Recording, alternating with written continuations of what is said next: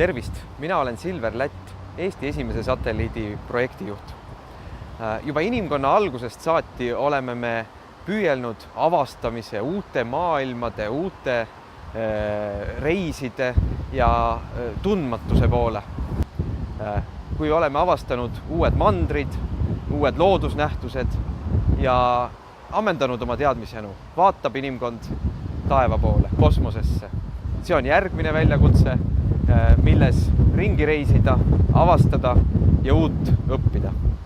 Aga kosmoses, erinevalt merereisidest, on meil uued väljakutsed. Me võtame kaasa toitu, energiat, kütust. Me oleme üksi, me oleme isoleerituna. Kõik need probleemid vajavad lahendamist pikkadel kosmoselendudel. Kohapeal tootmine, õhu või toidu tootmine on piiratud. Meil ei ole võimalik lõpmatult kaasa võtta ka kütust. Need probleemid, mis tekivad, vajavad ükshaaval lahendamist. Ja sellest ka väljakutse.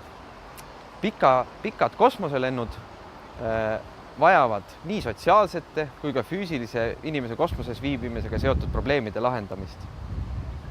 Mõelge välja üks probleem ja otsige sellele lahendust. Mõelge probleemile, mis teid kõige rohkem kõnetab. Olgu see siis kinnine keskkond, olgu see siis inimese üksindus, olgu see siis toidu kasvatamine pikal kosmosereisil. Kosmosereisid päikesesüsteemis võivad kesta aastaid. Näiteks Marsile minek kestab 3 kuni 6 kuuni. Selle aja jooksul ei ole võimalik tankida, ei ole võimalik kohata kedagi teist, see tuleb ise hakkama saada.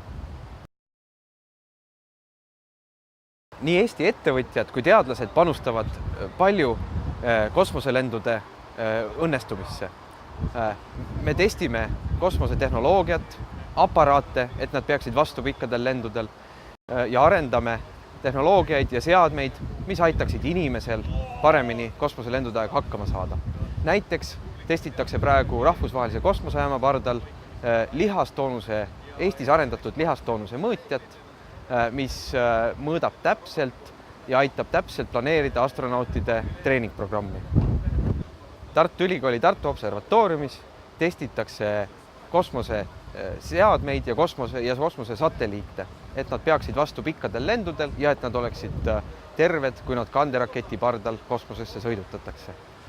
Kosmosetehnoloogia testimises oleme me tihedas koostöös peaaegu kõikide Euroopa riikidega, sest kosmose vallutamine on eesmärk, mida ükski riik ei saavuta. Ja hea meelega olen nõus vastama ka teie täpsustavatele küsimustele, mis puudutavad kosmoselendu ja kosmose avastamist. Tervitan kõiki First Lego League meeskondi väljakutse vastuvõtmisel ja soovin teile tuult tiibadesse ja pikka lendu ülesande lahendamisel ja probleemi mõistmisel. Orbiidile!